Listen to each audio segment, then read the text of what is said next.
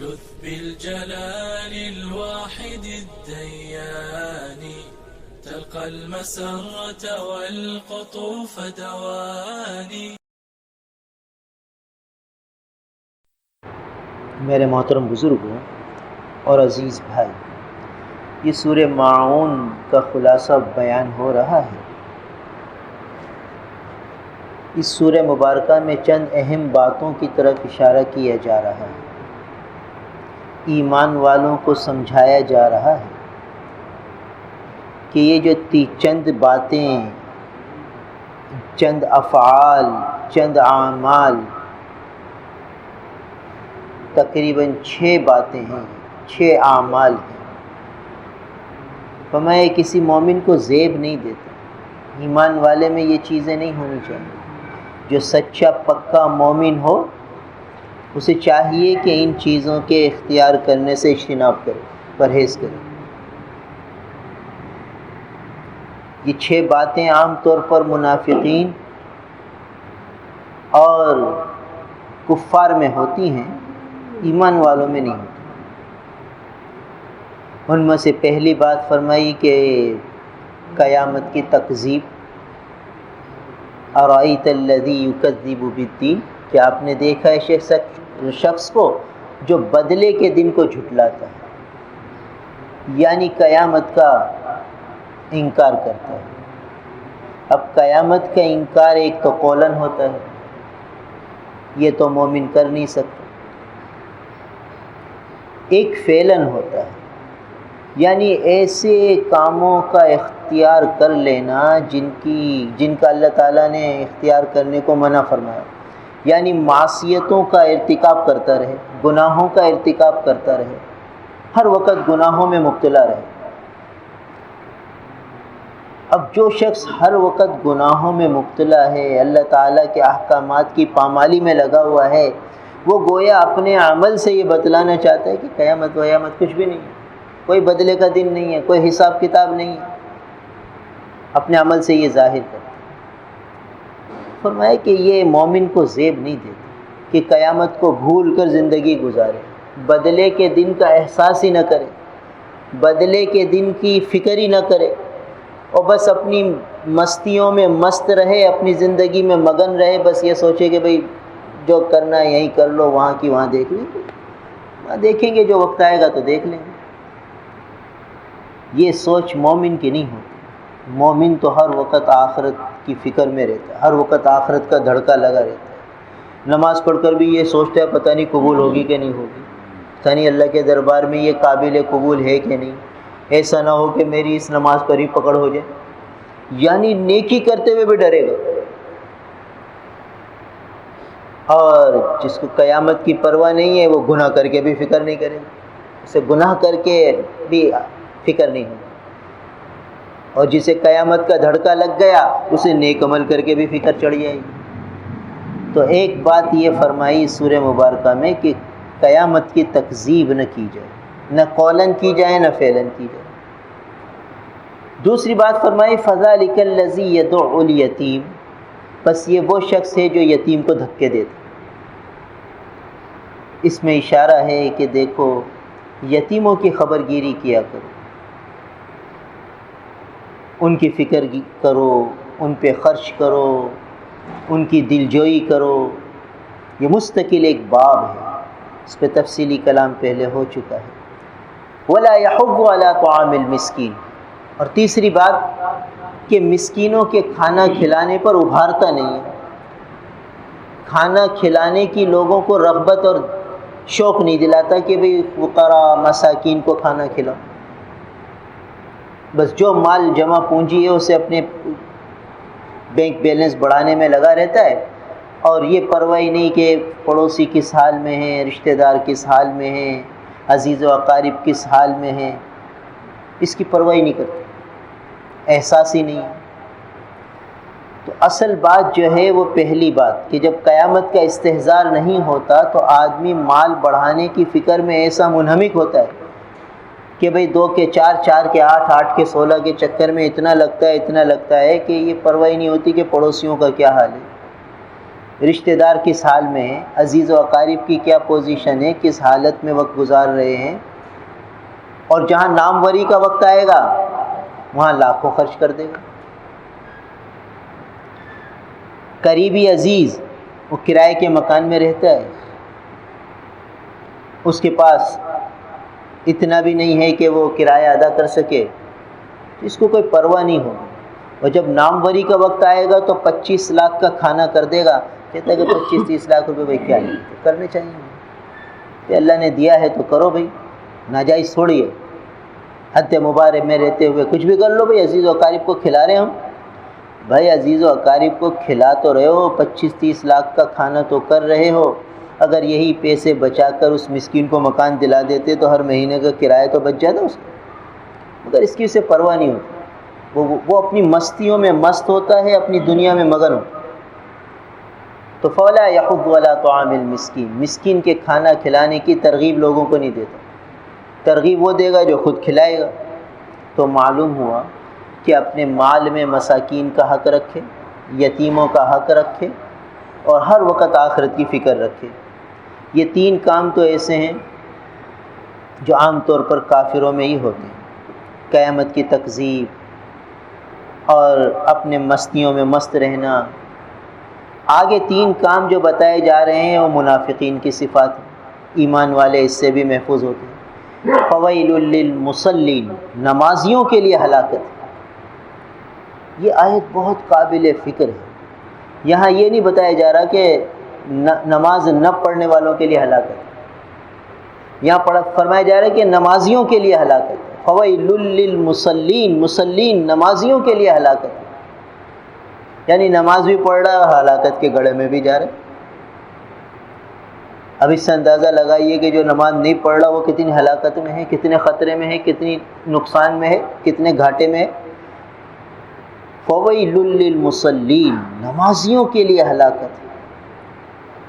کون سے نمازیوں کے لیے ہلاکت ہے؟ الذین هم عن صلاتهم ساہون، جو اپنی نمازوں کو بھول جانے والے۔ نمازوں کو بھولنے کے معنی کیا ہیں؟ کہ نمازوں کو وقت پہ ادا نہ کریں، نماز کی فکر دل میں طاری نہ ہو۔ جب فکر ہوتی ہے نا، فکر یہ اللہ تعالیٰ نے دل کے اندر ایک انسان کے دل میں ایک داعیہ رکھا ہے، اسے فکر سے تعبیر کیا جاتا ہے۔ یہ وہ داعیہ ہے کہ جس چیز کی فکر اس پر سوار ہوتی ہے وہ کام یہ آدمی کر لیتا ہے۔ دیکھو ایک آدمی رات کو سوتا ہے اور اس کو یہ فکر ہے کہ صبح مجھے سفر پہ جانا ہے اور میری ٹکٹ بک ہے ریل پہ، اور 3 بجے گاڑی آئے گی اور میری بکنگ ہے، تو 2 بجے سے اس کی آنکھ کھلنا شروع ہو جائے۔ یہ وہ فکر ہے، یہ وہ داعیہ ہے جو اس کے اندر بیدار ہے۔ بار بار اس کی آنکھ کھلے گی، کہیں 3 تو نہیں بج گئے، 2 بجے سے 1 بجے سے اس کی آنکھ کھلنی شروع ہو جائے گی، یہاں تک کہ جب 2:30 بج جائیں گے تو اب نیند ہی بھاگ جائے گی، یعنی بھائی اٹھو تیاری کرو، ایسا نہ ہو کہ گاڑی نکل جائے۔ ارے بھائی گاڑی لیٹ ہو سکتی ہے، 4 بجے بھی آ سکتی ہے، 5 بجے بھی آ سکتی ہے، کہتے ہیں وہ ہو تو سکتی ہے مگر اب نیند ختم، نیند نہیں آئے گی، کیونکہ یہ فکر حاوی ہو گئی۔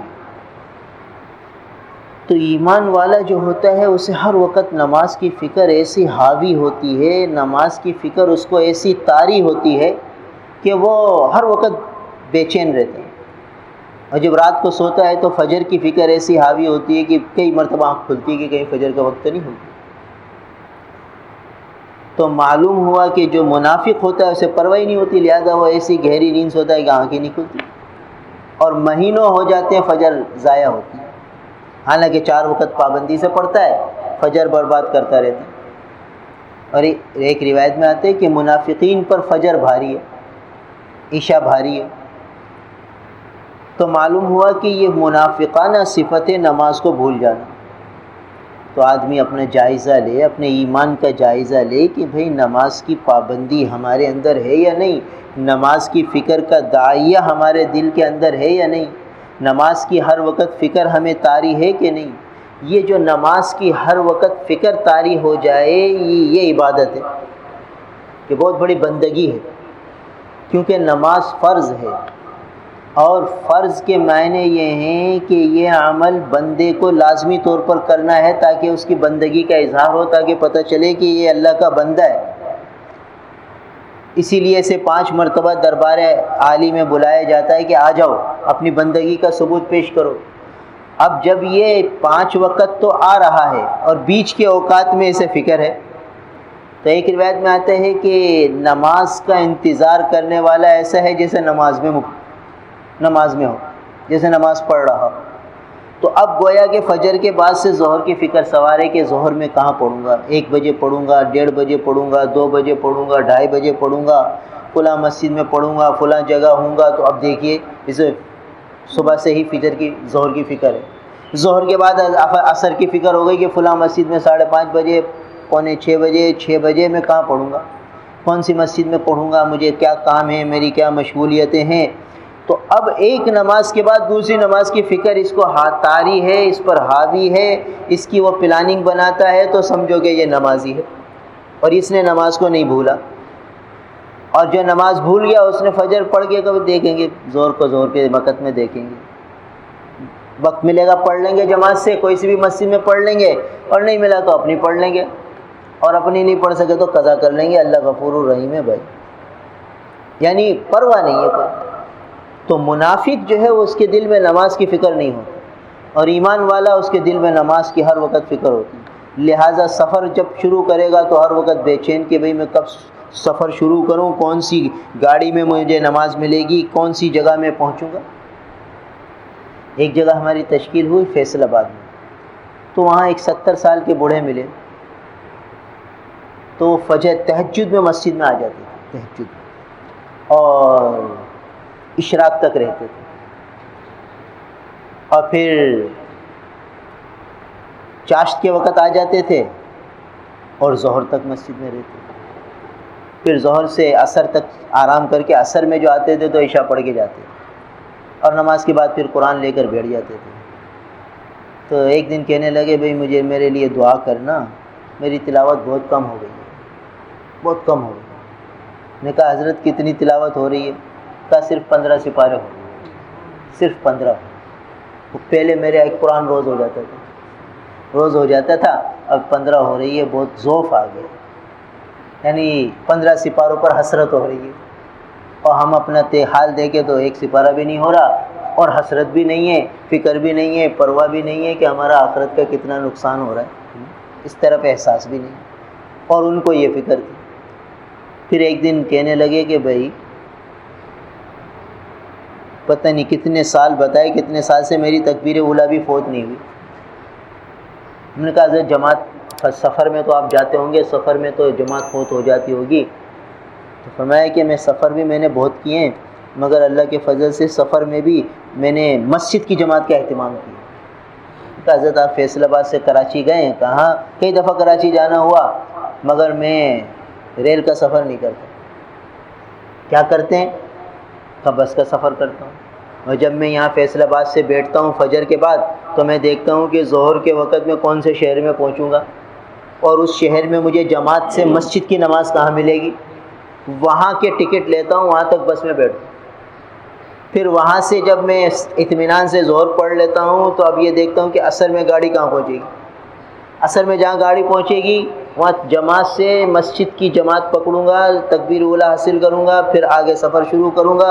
اس طرح پھر میں دیکھتا کہ عصر کی نماز کہاں ملے گی، پھر عصر سے مغرب کہاں ملے گی، وہاں کی گاڑی پکڑتا، پھر مغرب کے بعد عشاء کہاں ملے گی، وہاں کی گاڑی پکڑتا، اور پھر عشاء پڑھ کے پھر میں سوچتا کہ فجر مجھے کہاں جماعت سے ملے گی، وہاں کی گاڑی پکڑتا، اور اس طرح کبھی مجھے سیٹ ملتی کبھی نہیں ملتی، مگر میں نماز جماعت کے چکر میں اس کی پرواہ نہیں کرتا تھا کہ سیٹ ملے گی کہ نہیں ملے گی۔ اور ہم کہتے ہیں سیٹ ملنی چاہیے، جماعت تو نماز سفر میں معاف ہے بھائی، معاف ہے، اللہ تعالیٰ نے رعایت رکھی ہے۔ دیکھو ایک ہوتی ہے رخصت، ایک ہوتی ہے عزیمت۔ ڈی گریڈ میں بھی جو پاس ہوتا ہے نا تو وہ اگلی جماعت میں پہنچ جاتا ہے، اور جو A1 گریڈ میں پاس ہوتا ہے وہ بھی اگلی جماعت میں پہنچ جاتا ہے، دونوں اگلی جماعت میں پہنچ گئے۔ تو جو سفر کی رخصت پر عمل کر لے گا وہ بھی جنت میں چلا جائے گا، اور جو اس طرح مجاہدے کر کے پہنچے گا وہ A1 گریڈ کی جنت میں پہنچے گا بھائی۔ وہ ہائی کلاس کی جنت میں پہنچے گا. تو جب جنت کا معاملہ آتا ہے تو ہم ڈی گریڈ پر بھی راضی ہو جاتے ہیں، اور جب دنیا کا معاملہ آتا ہے تو ہمیں ہائی کلاس چاہیے. بھائی ہمارے کمرے بھی ہائی کلاس ہونے چاہیے، ہمارے لباس بھی ہائی کلاس ہونا چاہیے، ہمارے جوتے، ہمارے چشمے، ہمارا موبائل، ہر چیز A1 کوالٹی کا ہونا چاہیے. اور جب جنت کی بات آتی ہے تو بھائی ٹھیک ہے، اس میں بھی رعایت ہے، بھائی اس میں بھی لچک ہے، بھائی اس میں بھی اللہ تعالیٰ نے آسانی رکھی ہے، اللہ تعالیٰ نے آسانی اپنے بندوں کے لیے رکھی ہے. تو اللہ کے ایسے بھی بندے جو سفر کی مشقتوں کو جھیل کر جماعت مسجد کی حاصل کرتے ہیں کہ نہیں بھائی یہ جماعت مسجد کی ملے. اب بتاؤ، اب یہ جو بڑے میاں ظہر کی نماز پڑھ رہے ہیں، ان کو 2 رکعت معاف ہیں، مگر یہ جماعت کے حصول کے لیے 2 رکعت زیادہ پڑھ رہے ہیں امام کے پیچھے، تو 4 سجدے بڑھ رہے ہیں. اب جب 4 سجدے بڑھ گئے، ایک سجدہ بھی قبول ہو گیا تو کہاں سے کہاں پہنچ گیا. تو جو آخرت کے جب فکر بڑھ جاتی ہے اور دل میں آخرت کی طلب بڑھ جاتی ہے تو پھر آدمی یہ کام کرتا ہے. اور جب آخرت سے بے پرواہ ہو جاتا ہے تو پھر دنیا کی چیزوں میں رغبت کرتا ہے، آخرت کی چیزوں کی طرف دل کا میلان ہی نہیں ہوتا.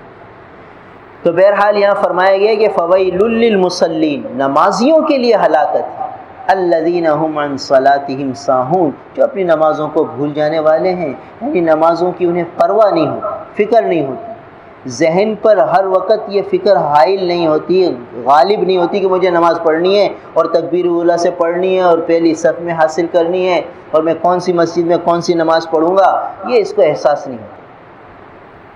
بس کبھی مسبوق بن گیا، کبھی 1 رکعت مل گئی، کبھی 2 رکعت مل گئی، کبھی جماعت چلی گئی، بس یہ مطمئن ہے.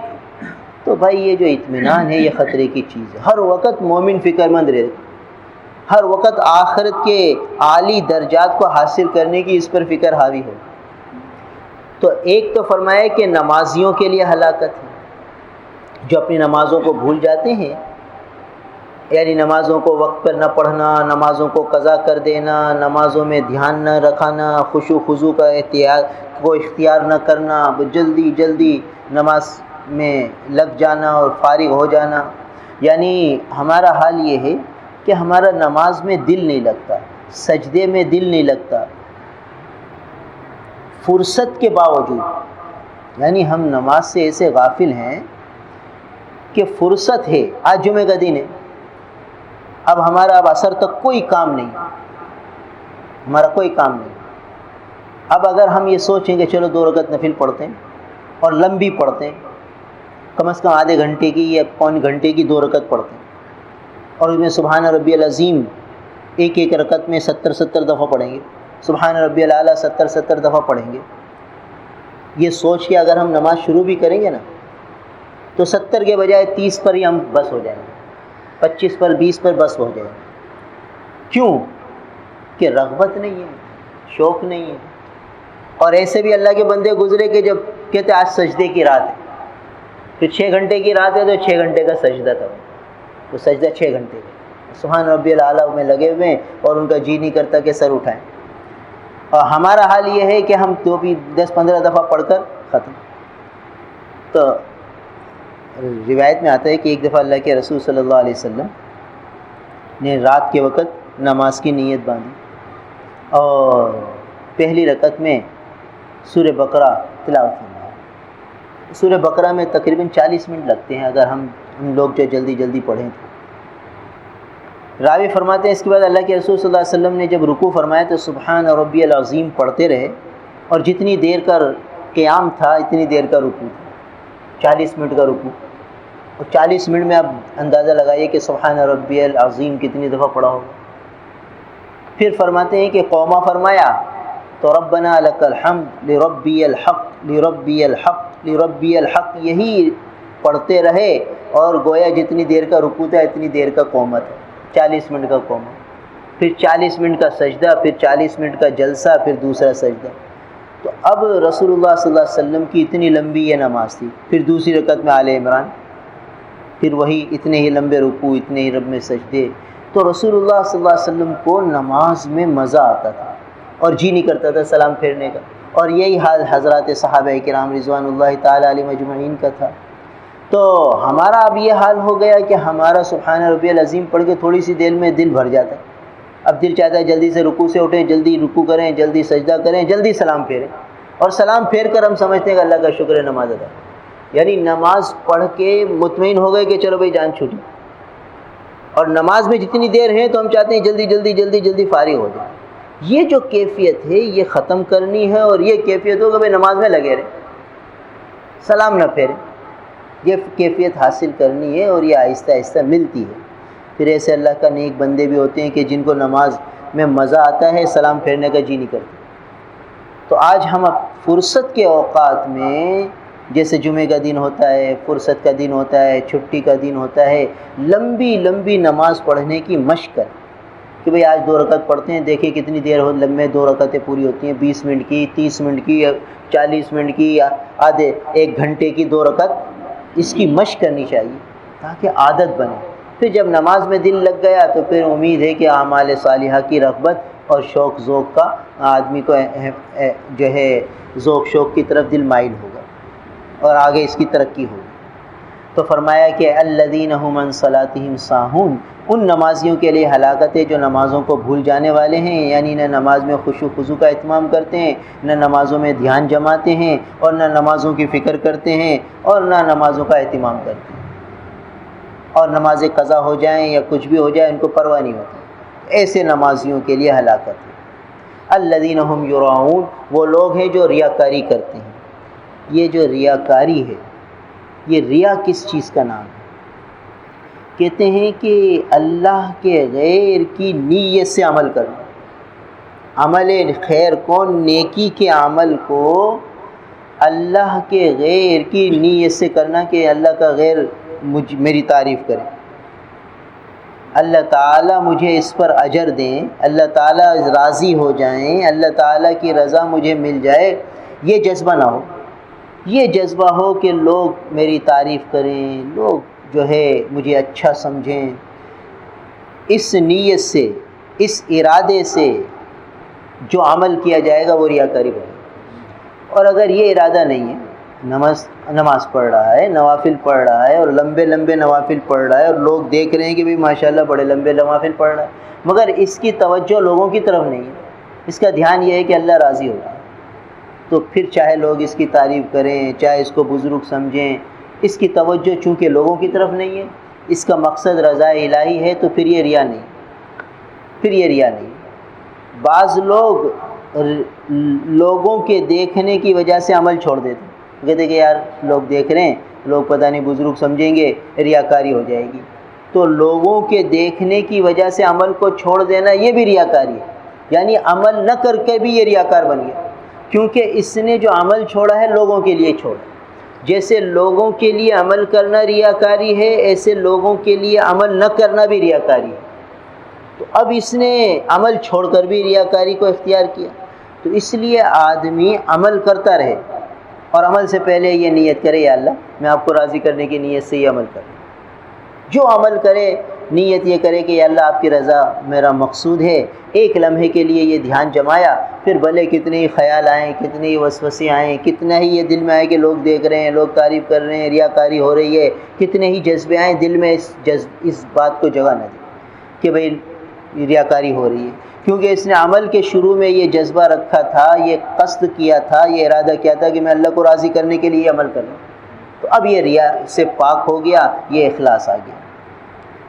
تو ریاکاری سے ہر وقت بچنا، اور ہر وقت اپنے عمل کی سنوارنے میں لگے رہنا، اور ہر وقت اپنے عمل کی فکر کرنا کہ کہیں یہ اللہ کے غیر کے لیے نہ ہو جائے، اپنے آپ کو خوش کرنے کے لیے عمل کرنا، یہ بھی ریاکاری میں بعض اوقات آ جاتا ہے کہ بھئی یہ اس کا مقصود رضا الہی نہیں ہے، اپنا دل خوش کر رہا ہے، یعنی دل خوش ہو رہا ہے تو عمل کر رہا ہے، دل میں تنگی ہے تو عمل نہیں کر رہا، تو یہ گویا اپنے نفس کے لیے عمل کر رہا ہے کہ خوشی ہو رہی ہے، طبیعت مائل ہو رہی ہے تو طبیعت کا تقاضا ہے عمل کرنے کا تو عمل کر رہا ہے، طبیعت کا تقاضا نہیں ہے تو عمل چھوڑ رہا ہے۔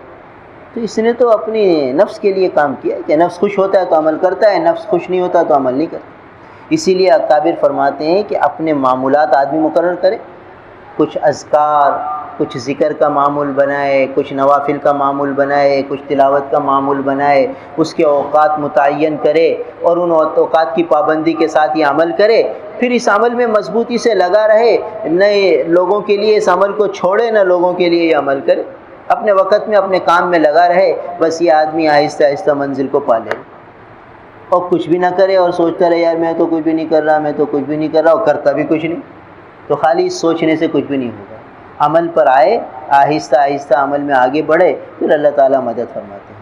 تو بہرحال ریاکاری یہ بہت خطرے کی چیز ہے، اور اخلاص یہ بہت اہم چیز ہے۔ یہ جو ہے نا کہ اعمال میں جو وزن پیدا ہوتا ہے وہ اخلاص سے پیدا ہوتا ہے۔ اب ایک آدمی بہت زیادہ عمل لے کر آئے، اس میں اخلاص نہ ہو تو وہ کسی کام کا نہیں، اور چھوٹا سے چھوٹا عمل لے کر آئے اور اخلاص سے بھرا ہوا ہو، اللہ کی رضا کے جذبے کے ساتھ ہو، تو اس کا وزن بہت ہی زیادہ ہوگا میزان عمل۔ تو بہرحال ایک عمل جس سے اہل ایمان کو اجتناب کرنا ہے، پرہیز کرنا ہے، وہ ریاکاری ہے۔ وَيَمْنَعُونَ الْمَاعُونَ، اور وہ معاون سے روکتے ہیں۔ معاون کی ایک تفسیر مفسرین نے یہ فرمائی کہ زکوٰۃ ادا کرنے سے روک، زکوٰۃ ادا نہیں کرتے، اور ایک تفسیر یہ فرمائی کہ استعمال کی جو چھوٹی موٹی چیزیں جو استعمال کرنے سے اس میں نہ نقصان ہوتا ہے نہ اس میں کوئی کمی ہوتی ہے، وہ کسی کو نہ دے۔ جیسے کسی نے گلاس مانگ لیا کہ یار اپنا گلاس تو دے دو پانی پینے کے لیے، تو یہ نہیں دے رہا۔ کوئی کہہ رہا ہے یار پانی تو پلا دو، تو پانی نہیں دیتا۔ کوئی کہتا ہے یار تھوڑا نمک دے دو، نمک نہیں دیتا۔ تو یہ معاون سے روکنا ہے، اور یہ بخل کی طرف اشارہ ہے کہ مومن بخیل نہیں ہوتا، مومن سخی ہوتا ہے، اور مومن دوسروں پہ خرچ کرنے والا ہوتا ہے۔ تو آدمی کو ہمیشہ دوسروں پر خرچ کرنے والا بننا چاہیے، نہ کہ دوسرے کے مال کی طرف نگاہ ہو کہ یار اس سے یہ چیز حاصل کر لیں گے، بھئی یہ اپنی دکان پر تو ہم کولر کا اہتمام نہیں کریں گے، برابر والے کے پاس پانی ٹھنڈا ہوتا ہے اس سے پیتے رہیں گے۔ یہ جذبے نہ ہوں، بلکہ مومن کا جذبہ یہ ہو کہ بھئی میں اپنی دکان پر 5 لیٹر کے والے کولر کے بجائے 10 لیٹر والا کولر رکھوں، اور 10 روپے کی برف کے بجائے 50 روپے کی برف ڈلواؤں، تاکہ میرے پاس ٹھنڈے سے ٹھنڈا پانی ہو، اور گرمی میں پیاسے آ کر اپنی پیاس بجھائیں، اور اللہ کے بندوں کو فائدہ ہو، راحت ہو۔ یہ جذبے مومن کے ہونے چاہیے۔ کہ جائے کہ یہ جذبے کہ یار برابر والے کے کولر سے پانی پیتے رہیں گے، یہ جذبے نہ ہو۔ اس طرح ہر معاملے میں ایمان والا دوسروں پر خرچ کرنے والا ہو، دوسروں سے لینے کے جذبے نہ ہو۔ رسول اللہ صلی اللہ علیہ وسلم نے حضرات صحابہ کرام رضوان اللہ تعالی علیہم اجمعین کی یہ جذبے بنائے تھے کہ وہ دوسروں پہ خرچ کرتے تھے، دوسروں سے لینے کے جذبے نہیں تھے، دوسروں کو دینے کے جذبے تھے۔ وَيُؤْثِرُونَ عَلَىٰ أَنفُسِهِمْ وَلَوْ كَانَ بِهِمْ خَصَاصَةٌ، یہ صفات حضرات صحابہ کی بن گئی کہ خود فاقے سے رہ کر دوسروں کو کھلاتے تھے، خود بھوکے رہ کر دوسروں کا پیٹ بھرتے تھے۔ یہ صفات تھی حضرات صحابہ کرام کی۔ تو بہرحال پوری صورت کا خلاصہ یہ ہوا کہ یہ 6 کام ہیں جن سے بچنا ہے ایمان والے کو۔ ایک قیامت کی تکذیب کرنے سے، ایک یتیموں کی حق کے پامال کرنے سے، ایک مساکین کے حقوق کے پامال کرنے سے، ایک نمازوں کو ضائع کرنے سے، ایک ریاکاری سے، اور ایک بخل سے۔ ان 5 اور 6 کاموں سے بچنے کا اہتمام کرنا چاہیے۔ اللہ تعالی ہم سب کو عمل کی توفیق دے۔